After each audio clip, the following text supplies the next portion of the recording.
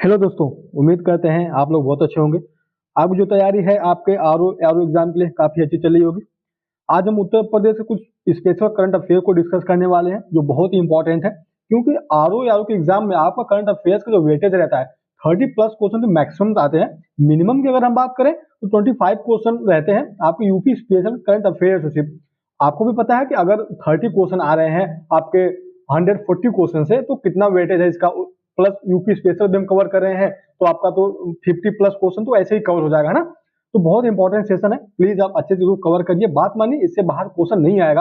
आप इतना मुझ पर ट्रस्ट कर सकते हैं, क्योंकि हमने जो मटेरियल इसमें ऐड किया है, जो हमने कंटेंट इसमें ऐड किया है अपने लेक्चर में, ये हमने द हिंदू से लिया हुआ है, उसके बाद इंडियन एक्सप्रेस से लिया हुआ है, डाउन टू अर्थ से लिया हुआ है, उसके बाद आपकी जो मैगजीन आती है फोकस उससे लिया हुआ है, कुरुक्षेत्र को हमने कवर किया है। तो इतने सारे मैगजीन को हम एक लेक्चर में कंसाइज कर रहे हैं, तो एग्जामिनर कहाँ से क्वेश्चन बनाएगा ना, इससे बाहर क्वेश्चन नहीं आएगा। आपको यहाँ पे इस लेक्चर से ना क्वेश्चन फंसेंगे।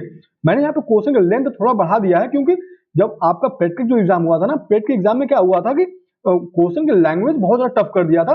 स्टूडेंट्स को पढ़ने में प्रॉब्लम्स आ रही थी कि इतना लंबा लंबा सेंटेंस था, उसको कवर करने में 1 से 2 मिनट तो वैसे निकल जाता था। तो हो सकता है कि आपके जो आरओ एग्जाम होने वाला है उसमें भी ऐसी सिचुएशन आने मिल सकती है आपको, क्योंकि कंपटीशन बहुत टफ होने वाला है। जो आपका एग्जाम होगा 14 फरवरी को, वो भी बहुत टफ होने वाला है। तो हम सोच रहे हैं ना, अभी से आपको प्रैक्टिस करवा देते हैं उस लेवल पे, ताकि आपको बाद में प्रॉब्लम ना हो जब आप एग्जामिनेशन हॉल में जाएं। ठीक है, तो हमने क्वेश्चन का लेंथ बढ़ाया हुआ है। हमको जहां लगेगा कि हाँ इसके बारे में और स्टैटिक हमको जानना चाहिए, हम उसके बारे में भी जानेंगे। ठीक है, तो शुरू करते हैं। जो आज का हमारा पहला क्वेश्चन है, पहला क्वेश्चन क्या है, तो उत्तर प्रदेश का जलीय जीव किसे घोषित किया गया है।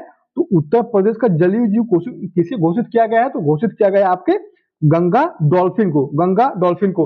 अब जब गंगा डॉल्फिन की अगर हम बात करते हैं तो इसका हम आयुसीएन स्टेटस क्या है हम उसको भी जान लेते हैं, क्योंकि आपका चाहे यूपीपीएससी आयोग हुआ चाहे यूपीएससी हुआ, यहाँ से इसका फेवरेट रहता है कि जो कैटेगरीज है ना, आयुसीएन रेड लिस्ट है, इंडेंजर कैटेगरी में आते हैं, कि इनके बारे में क्वेश्चन यहाँ से कथन में बहुत अच्छे बन जाते हैं कि ये रिपोर्ट कौन जारी करता है, आयुषीएन जारी करता है। इस कैटेगरी में किस कैटेगरी में आते हैं ये जीव, रेड लिस्ट में है या आपका इंडेंजर कैटेगरी में है, क्रिटिकली इंडेंजर कैटेगरी में। तो ये आपको जाना चाहिए, क्योंकि यहाँ से कथन में कारण बहुत अच्छा बनेंगे। ठीक है, तो गंगा डॉल्फिन की अगर हम बात करें, उससे पहले हम बात कर लेते हैं आपके आयुसीएन के बारे में। ये आयुसीएन है क्या, क्या है आयुसीएन, क्यों हम इसको पढ़ते हैं और ये रिपोर्ट क्यों जारी करता है, ये जानवरों को जीवों को क्यों संरक्षण प्रदान करता है। तो आइए जानते हैं आयुसीएन के बारे में। ठीक है, तो आयुसीएन क्या है, इसका फुल फॉर्म क्या होता है आपके आयुसीएन का, international union for conservation of nature, यानी कह सकते हैं international international union for nature, union for nature conservation of nature. ठीक है, इसका फुल फॉर्म होता है international union for conservation of nature, इसका फुल फॉर्म होता है।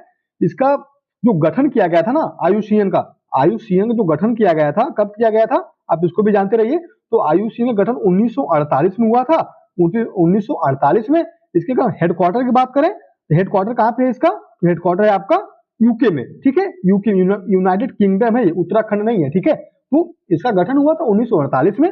इसका हेडक्वार्टर कहाँ पे है, तो उत्तराखंड में, सॉरी यूके में है, यूनाइटेड किंगडम में है। ठीक, इसका काम क्या होता है आयुसीएन का, तो आयुसीएन का काम ये होता है, ये जीवों को संरक्षण प्रदान करता है, जो अलग अलग प्रकार के स्पीसीज होते हैं, एनिमल्स होते हैं, उनको संरक्षण प्रदान करता है, और जो विदेश में व्यापार किए जाते हैं उनसे इनको प्रोटेक्शन प्रदान करता है, ताकि हमारी जो बायोडाइवर्सिटी है उसको कंजर्व किया जा सके। ठीक है, जब पश्चिमी घाट में कितने सारे स्पीसीज नए नए पाए जाते हैं, उसको भी आयुसीएन कंसाइज करता है। उसके बाद इंटरनेशनल लेवल पे अगर हम बात करते हैं, तो वहां पर भी जो आयुसीएन अलग अलग स्पीसीज को क्या करता था, प्रोटेक्शन प्रदान करता है। इसके वजह से जो है आयुसीएन का क्या किया गया था, तो गठन किया गया था। ठीक है, हम बात करते हैं गंगा डॉल्फिन की। तो गंगा डॉल्फिन की क्या स्थिति है आपके आयुसीएन रेड लिस्ट में, तो आता है आपका इंडेंजर कैटेगरी में आता है। किसमें, इंडेंजर कैटेगरी में आता है। ठीक है, अगर यहाँ से भी क्वेश्चन पूछे तो आपको पता होना चाहिए। आयुसीएन जो है आपका है 3 लिस्ट जारी करता है। देखिए, क्रिटिकली इंडेंजर यानी बिल्कुल विलुप्त हो चुके हैं। ठीक है, एकदम विलुप्त प्रजाति पे है। अब मान लिया अगर हम 100 स्पीसीज है टोटल किसी एरिया पूरे विश्व में अगर बात करें, तो 100 स्पीसीज मान लेते हैं, तो ये आता है आपका क्रिटिकली इंडेंजर कैटेगरी में आता है। उसके बाद इंडेंजर कैटेगरी आता है, उसके बाद लीस्ट कंसर्न आता है, यानी एक आता है नियर थ्रेटेन। क्रिटिकली इंडेंजर पूरी तरह से लुप्त होने के कगार पे है, इंडेंजर जो है खतरा है कि खत्म हो जाएंगे, नियर थ्रेटेन है कि आने वाले समय में इनकी जो कमियां हैं वो हो सकती है। और जो होता है आपका लास्ट जो बताया आपका नियत थ्रेटन, इसमें भी वही होता है कि उनको बस बताया जा सके, इसके लिए जो है इनका गठन किया गया था। ठीक है, तो नेक्स्ट क्वेश्चन देखते हैं। नेक्स्ट क्वेश्चन हमारा है मिशन शक्ति अभियान के चौथे चरण का शुभारंभ कब किया गया था? यूपी में ही किया गया है, ध्यान रखिएगा, यूपी में किया गया है, 14 अक्टूबर 2023 को किया गया था। किस लिए किया गया था? सिंपल सी बात है कि मिशन शक्ति है तो कुछ एम्पावरमेंट की बात होती होगी, बिल्कुल सही बात है। तो कह सकते हैं यूपी गवर्नमेंट ने वुमेन एम्पावरमेंट के लिए, किसके लिए? वुमेन एम्पावरमेंट के लिए जो है आपका मिशन शक्ति चालू किया था। कब किया था? तो 14 अक्टूबर 2023 को चालू किया था। बस आप इतना याद रखेंगे मिशन शक्ति के बारे में। 14 अक्टूबर 2023 उत्तर प्रदेश सरकार ने इसको लॉन्च किया था। एम क्या था इसका? कि एम्पावरमेंट ऑफ वुमेन करना था, महिला सशक्तिकरण करना था। बस इतना आप ध्यान रखेंगे तो इतना जो चीजें आपको क्लियर हो जाएंगी। ठीक है, नेक्स्ट क्वेश्चन देखते हैं। नेक्स्ट क्वेश्चन देखते हैं कि क्या है, मदन मोहन मालवीय प्रौद्योगिकी विश्वविद्यालय कहाँ है? तो यह आपको गोरखपुर में। मैंने यहाँ पे इसलिए इसको ऐड किया है क्योंकि यहाँ पे एक आयोजन किया गया था मेले का, रोजगार मेला का आयोजन किया गया था। तो हो सकता है अगर रोजगार मेला से क्वेश्चन आप पूछे तो आपको मदन मोहन मालवीय पूछ दे तो आपको पता होना चाहिए कहाँ पे है। तो कहाँ पे है आपका? तो है आपका गोरखपुर में। कहाँ पे है? तो गोरखपुर में है। ठीक है, जहां हमको लगेगा कि हमको इसके डेप्थ में जाना चाहिए, स्टैटिक के बारे में जानना चाहिए, हम बेशक वहां पे चलेंगे और उसका गठन, जैसे हमने आयुषी का गठन पढ़ा, उसके बारे में कुछ जाना, यहाँ पे लगेगा कि हाँ यहाँ पे थोड़ा स्टैटिक पोर्शन है, हमें और इन्फॉर्मेशन चाहिए तो हम उसको कवर करेंगे। डोंट वरी, ठीक है, अच्छे से हम चीजों को कवर करेंगे। बस आप लेक्चर कंप्लीट करिए। ठीक है, आपको उसका पीडीएफ चाहिए तो हमने टेलीग्राम चैनल प्रोवाइड कराता हूँ, डेली क्वेश्चन प्रैक्टिस करते रहते हैं, तो आप जाके टेलीग्राम चैनल से जुड़ सकते हैं, वहां से पीडीएफ डाउनलोड कर भी सकते हैं। ठीक है, चलिए नेक्स्ट क्वेश्चन देखते हैं। 3 दिवसीय श्री अन्न महोत्सव का आयोजन किस राज्य सरकार ने किया है? तो राज्य सरकार किसने किया है? तो उत्तर प्रदेश सरकार ने जो है, उत्तर प्रदेश सरकार ने 3 दिवसीय अन्न महोत्सव का आयोजन किया है। बस आप इतना ध्यान रखेंगे, ऐसे ही क्वेश्चन बन सकता है। बस अन्न महोत्सव कहाँ आयोजन किया गया था? तो उत्तर प्रदेश सरकार ने किया था। बस इतना सिंपल सी बात है। ठीक है, चलिए ज्यादा चीजों को कॉम्प्लेक्स नहीं करना। जहां लगेगा हाँ यहाँ पे है कुछ और इन्फॉर्मेशन चाहिए, हम डेफिनेटली उसको कवर करेंगे। जहां नहीं जरूरत है सिर्फ उतना जानते रहिए कि हाँ इसका आयोजन उत्तर प्रदेश में हो रहा है, क्योंकि आप यूपी के परिप्रेक्ष्य में ही पढ़ रहे हैं, तो जाहिर सी बात है कि क्वेश्चन आएगा तो उसको आपको पता होना चाहिए, दिमाग में चीजें रहनी चाहिए, है ना। इसलिए मैंने यहाँ पे कुछ क्वेश्चन ऐसे भी ऐड करे हैं जो अगर क्वेश्चन ना भी पूछे तो आपको रहे दिमाग में। ठीक है, चलिए नेक्स्ट क्वेश्चन देखते हैं। ये बहुत इंपॉर्टेंट क्वेश्चन है, बहुत ही इंपॉर्टेंट, मार्क करिए, इसमें क्वेश्चन आएगा, क्वेश्चन आएगा, पक्का है कि आएगा क्वेश्चन। ठीक है, उत्तर प्रदेश श्रम शक्ति में महिलाओं की भागीदारी कितने परसेंट बढ़ी है? कितने परसेंट बढ़ी है? यानी कह सकते हैं यूपी में जो है रोजगार है, श्रम शक्ति है, उसमें जो है महिलाओं की श्रम भागीदारी कितनी बढ़ी है? कितनी बढ़ी है? 17.9। 17.9। ये डाटा बहुत इंपॉर्टेंट है, बहुत ही इंपॉर्टेंट है, आप इसको ध्यान रखिएगा, यहां से क्वेश्चन बनेंगे आपके एग्जाम में। ठीक है, बनेंगे। नेक्स्ट क्वेश्चन देखते हैं। 35वीं अखिल भारतीय डाक कुश्ती प्रतियोगिता का आयोजन कहाँ किया गया है? कहाँ किया गया है? तो किया गया आपके लखनऊ में। ठीक है, लखनऊ में किया गया आपके 35वीं अखिल भारतीय डाक कुश्ती प्रतियोगिता। ठीक है, चलिए नेक्स्ट क्वेश्चन डिस्कस करते हैं। उत्तर प्रदेश के किस जिले में अंतरराष्ट्रीय कालीन मेले का आयोजन किया गया है? कहाँ पे? भदोही में। कहाँ पे? भदोही में। इंपॉर्टेंट है ये, मार्क कर लीजिए इसको, इंपॉर्टेंट है, आपको एग्जाम में देखने के लिए मिलेगा, ये 100% मिलेगा। ठीक है, तो कालीन मेला अंतरराष्ट्रीय मेला हो गया ना, इसकी वजह से ज्यादा इंपॉर्टेंट हो जाता है ये।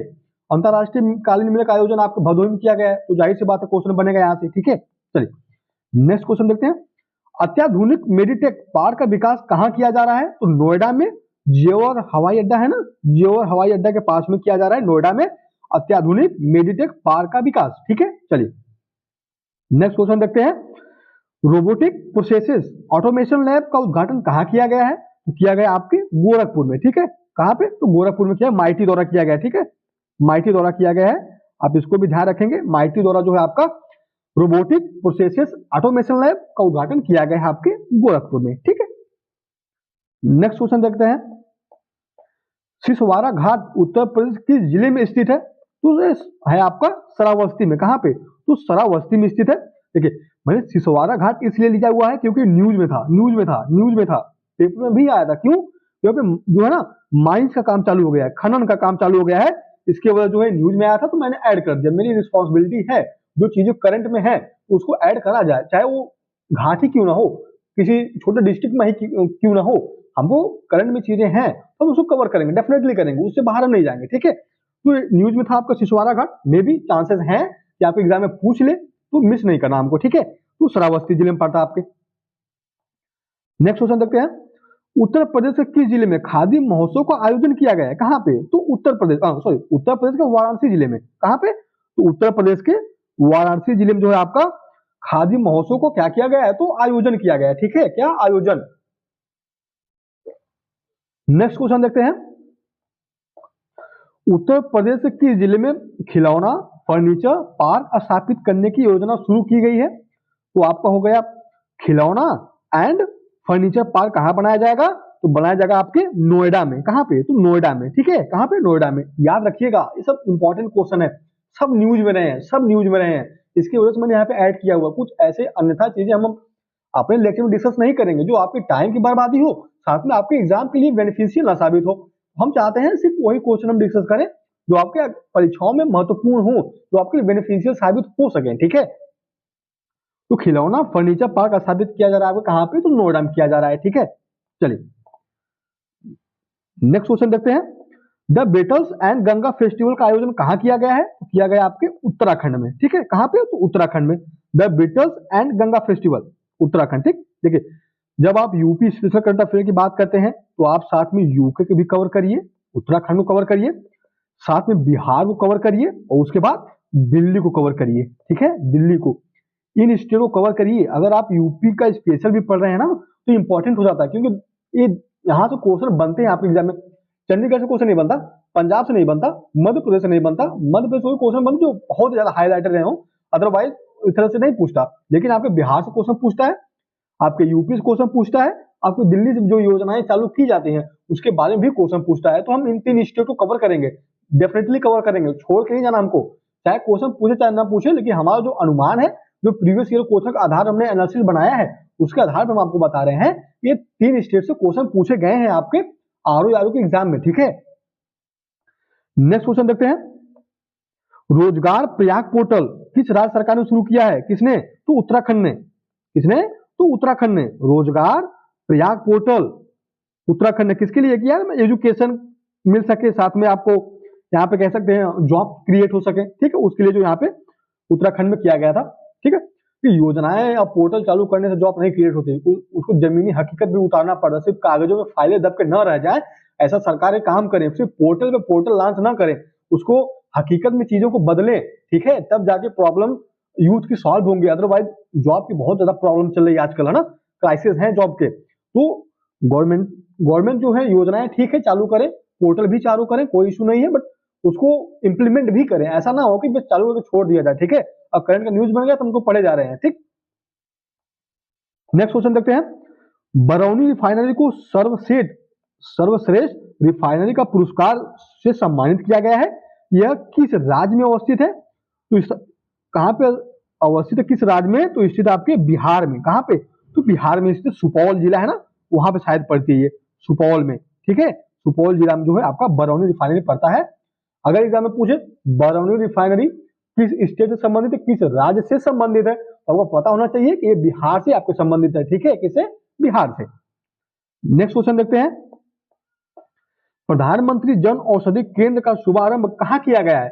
तो किया गया आपके बिहार में, ठीक है। कहां पे? बिहार में। पहली बार यहाँ पे जातीय जनगणना कहां चालू किया गया है? जातीय जनगणना तो आपके बिहार में, ठीक है। कहां पे? जातीय जनगणना आपके बिहार में। क्लियर है ना? कोई डाउट नहीं रखना है, अच्छे से चीजों को कवर करते हुए चलना है, ठीक है। चलिए नेक्स्ट क्वेश्चन देखते हैं हम, 3D प्रिंटेड इमारत का उद्घाटन कहां किया गया है? 3D प्रिंटेड इमारत का उद्घाटन किया गया आपके कहां पे? तो केरला में। देखिए इसका नाम बदल चुका है, अब केरला का नाम जो है केरलम कर दिया गया है, तो हम केरलम ही करेंगे। आप केरला भी बोल सकते हो, आपके लिए लिबर्टी है, आपको कॉन्स्टिट्यूशन ने आपको छूट दी हुई है, तो आप खुद भी प्रोनाउंस कर सकते हैं, कोई इशू नहीं है, बट हम केरलम ही करेंगे, ठीक है। यहाँ पे पहले देखिए वाटर बजट, अगर एग्जाम में पूछे वाटर बजट किस राज्य ने प्रस्तुत किया था? वाटर बजट तो किया था आपके केरला ने ही किया था, ठीक है। केरला ने ही किया था वाटर बजट आपका, ठीक। इतना क्लियर है ना? चलिए नेक्स्ट क्वेश्चन देखते हैं, भारत का पहला क्षेत्रीय रैपिड ट्रांजिट सिस्टम का उद्घाटन कहां किया गया है? बहुत ही इंपॉर्टेंट क्वेश्चन है, बहुत ही इंपॉर्टेंट क्वेश्चन है, मार्क करके रखिए इस पे। क्वेश्चन गारंटी है कि पूछेगा, पक्का है पूछेगा, ठीक है।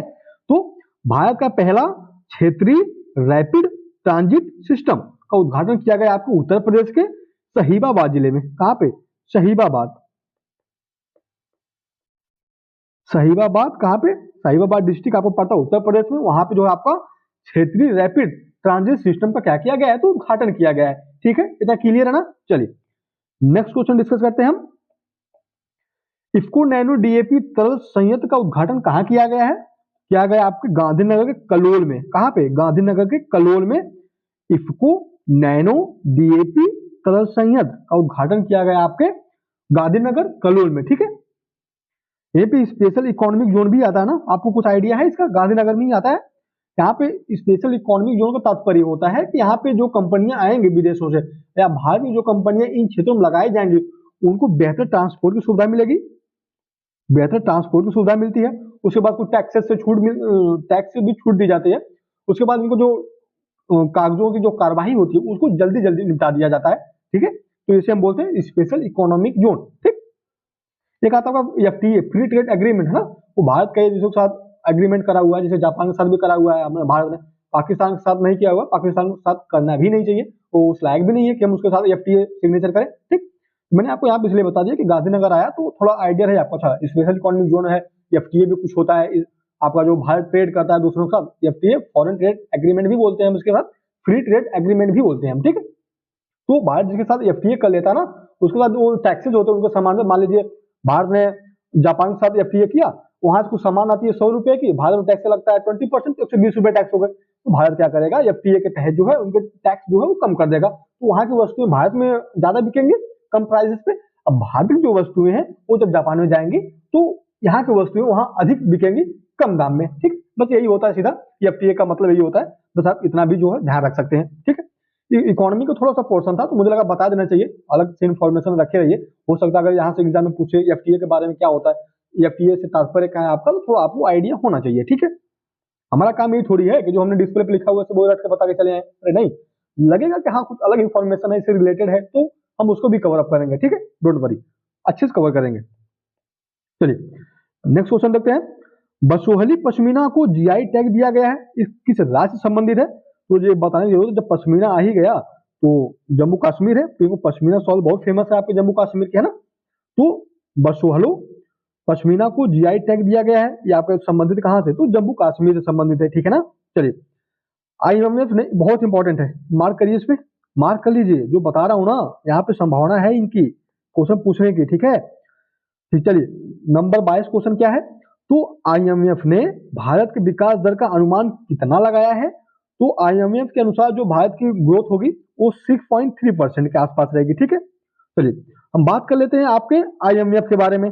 आईएमएफ का गठन कब हुआ था? तो 1945 में हुआ था। आपको भी पता है कि 1945 में आपका क्या हुआ था? ब्रेटन वुड कन्वेंशन हुआ था। क्या हुआ था?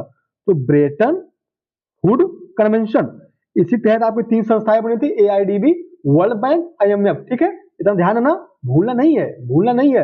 अगर क्वेश्चन पूछे ब्रेटन वुड कन्वेंशन के तहत किन संस्थाओं का गठन किया गया था, तो उसमें था वर्ल्ड बैंक, आपका आईएमएफ आ जाता है, उसके बाद एआईडीबी आ जाता है। ठीक है ना, देखिए इन संस्थाओं को मिला के जो ब्रेटन वुड कन्वेंशन बोलते हैं, उनके तहत जो अलग अलग संस्थाएं काम करती हैं। ठीक है, तो आईएमएफ के बारे में याद रखिएगा। आईएमएफ का हेडक्वार्टर कहाँ है? अगर हम बात करें आईएमएफ का हेडक्वार्टर कहाँ पे है, तो वाशिंगटन डीसी में है ना, वाशिंगटन डीसी में पड़ता है आपका हेडक्वार्टर। ठीक है, ये जो आईएमएफ क्या करता है कि बीओपी को भी मेंटेन करता है, यानी बैलेंस ऑफ ट्रेड को, बैलेंस ऑफ पेमेंट को, सॉरी बैलेंस ऑफ पेमेंट को भी मैनेज करता है। बैलेंस ऑफ पेमेंट होता क्या है? मान लीजिए कोई देश फाइनेंशियल क्राइसिस से गुजर रहा है बीओपी से, तो उसको क्या करता है, कुछ लोन दे देता ताकि भाई आपका बीओपी बचा रहे, अगर आप डूब भी रहे हो किसी और को न लेके डूब जाओ साथ में, क्योंकि और भी एसडीआर जैसे होता है, स्पेशल डोमिनिक राइट्स हम उसको बोलते हैं, उसमें हर एक जैसे करेंसीज होती हैं जो प्रोटेक्शन करती है फाइनेंशियल क्राइसिस जो स्टेट गुजर रहे हैं। ठीक है, यहाँ स्टेट से मतलब देश से लीजिएगा, क्योंकि पॉलिटी में हम देश को स्टेट ही बोलते हैं। ठीक है, तो क्या करता है, तो बीओपी को मेंटेन करता है। उसके बाद कुछ रिपोर्ट भी जारी करता है। रिपोर्ट इंपॉर्टेंट है, रिपोर्ट इंपॉर्टेंट है, यहाँ से क्वेश्चन पूछे भी गए हैं, अब पूछने की संभावना भी ज्यादा है। देखिए global financial stability report, global financial stability report कौन जारी करता है? जारी करता है आपका आईएमएफ जारी करता है। कौन? आईएमएफ।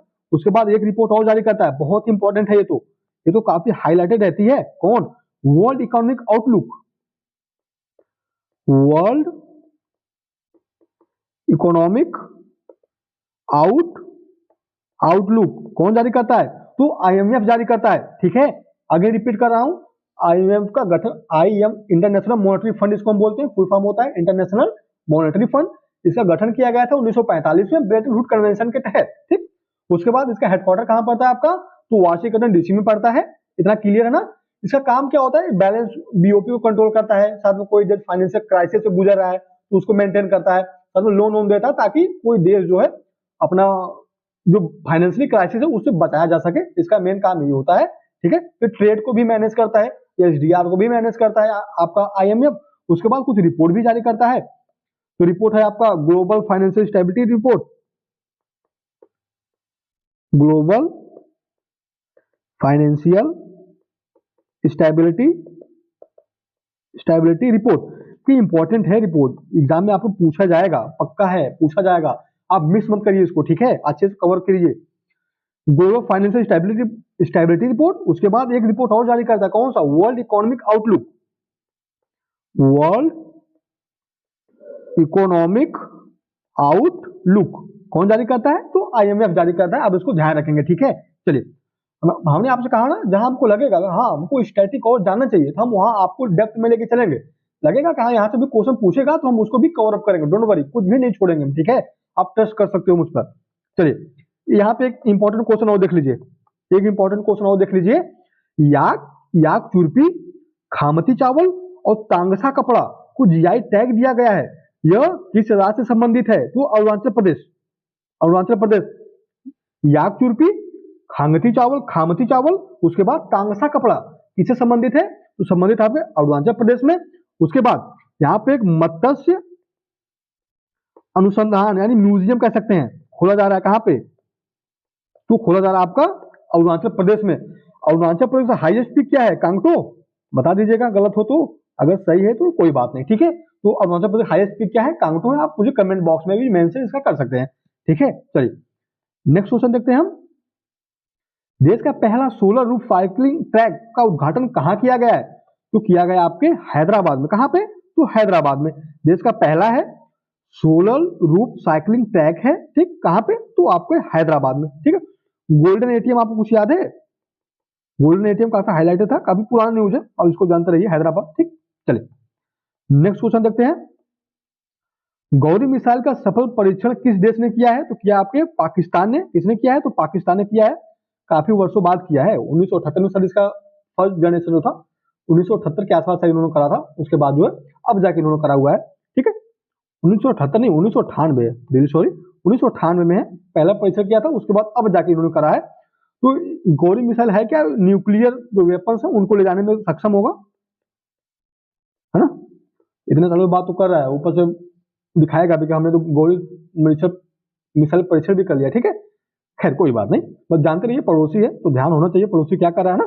पड़ोसी को ध्यान रखिए, पड़ोसी कर क्या रहा है, उससे मोटिवेशन लीजिए। हालांकि पाकिस्तान तो कभी हमारे आसपास तो भी ना भटकेगा, बट ठीक है, हमें पता होना चाहिए कि पड़ोस में चल क्या रहा है। ठीक है, सजग होना, अपने दुश्मनों से सबसे सजग रहिए।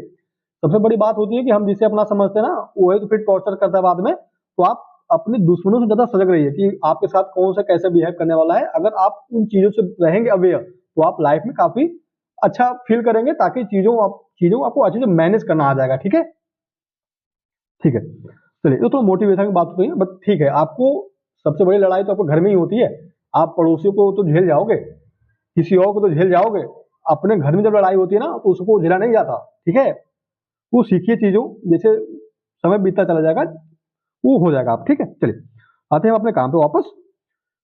आवधिक श्रम बल सर्वे वार्षिक रिपोर्ट किस संस्था द्वारा जारी किया जाता है? तो किया जाता है आपके किसके द्वारा? किया जाता है आपके एनएसओ द्वारा। ठीक है, किसके द्वारा? तो एनएसओ द्वारा जारी किया जाता है आपका आवधिक श्रम बल सर्वे वार्षिक रिपोर्ट। ठीक ना, क्लियर है ना? चलिए नेक्स्ट क्वेश्चन देखते हैं। State global water resource report कौन जारी करता है? WMA। कौन? WMO, वर्ल्ड मेट्रोलॉजिकल ऑर्गेनाइजेशन का फुल फॉर्म होता है। इसका गठन कब किया गया था? तो 1950 में किया गया था। 1950 में। अगर हम इसकी हेडक्वार्टर की बात करें तो जिनेवा, स्विट्जरलैंड। ठीक है, जिनेवा स्विट्जरलैंड में जो है इसका क्या है, इसका है आपका हेडक्वार्टर। ठीक है, चलिए state global water resource report ध्यान रखिएगा, इंपॉर्टेंट है ये। कौन जारी करता है? WMO जारी करता है। ठीक है, चलिए जमरानी बांध उद्देश्य परियोजना किस राज्य से संबंधित है? तो आपके है उत्तराखंड राज्य से। किससे? उत्तराखंड राज्य से जमरानी बांध बहुउद्देशीय परियोजना। नेक्स्ट क्वेश्चन देखते हैं, सुपर पावर रिटेलर प्रोग्राम क्या है? आप इसे क्या समझते हैं? तो 2 पॉइंट यहाँ पे ऐड करा हुआ है, आप उसको जान लीजिए। ये किसने शुरू किया है? तो क्या आपके कौशल विकास उद्यमिता मंत्रालय द्वारा, किसके द्वारा? कौशल विकास उद्यमिता मंत्रालय द्वारा शुरू किया गया है। उसके बाद इसका लक्ष्य क्या है? तो ओडिशा और उत्तर प्रदेश में खुदरा क्षेत्र को क्या करना है? तो बढ़ावा देना है। सिंपल सी बात है, यानी कह सकते हैं कि ओडिशा में, किसमें? ओडिशा में, उसके बाद यूपी में जो है खुदरा क्षेत्र को क्या किया जाएगा? खुदरा क्षेत्र को बढ़ावा दिया जाएगा सुपर पावर रिटेलर प्रोग्राम के तहत। ठीक है, कौन, किस मंत्रालय ने यह पहल शुरू की है? तो कौशल विकास उद्यमिता मंत्रालय द्वारा। ठीक है ना, इतना क्लियर है ना? चलिए नेक्स्ट क्वेश्चन देखते हैं, बिम्स्टेक के महासचिव किसे नियुक्त किया गया है? जो बिम्स्टेक के आपके महासचिव हैं, क्या नाम उनका? इंद्रमणि पांडे जो हैं, इनको नियुक्त किया गया है। अब कुछ हम जान लेते हैं आपके बिम्स्टेक के बारे में। ठीक है, किसके बारे में? बिम्स्टेक के बारे में। चलिए आ जाइए, बिम्स्टेक के बारे में भी जानते हैं। तो इसका फुल फॉर्म जान लीजिए, Bay of Bengal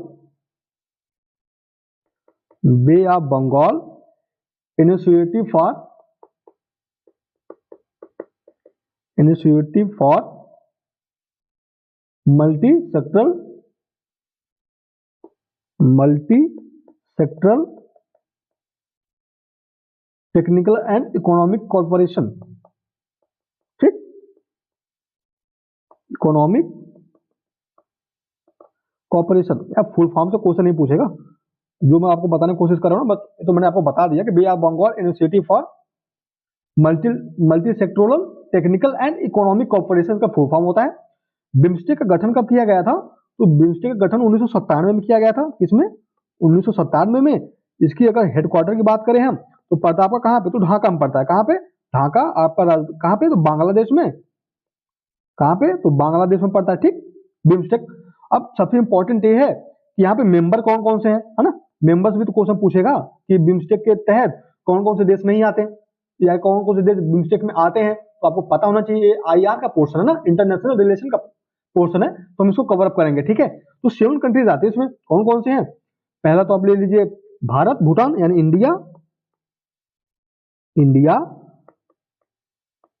India and Bhutan. उसके बाद Bangladesh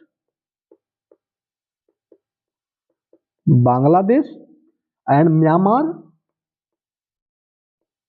Myanmar, Thailand,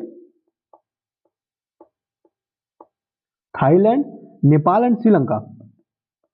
Nepal and Lanka यानी श्रीलंका।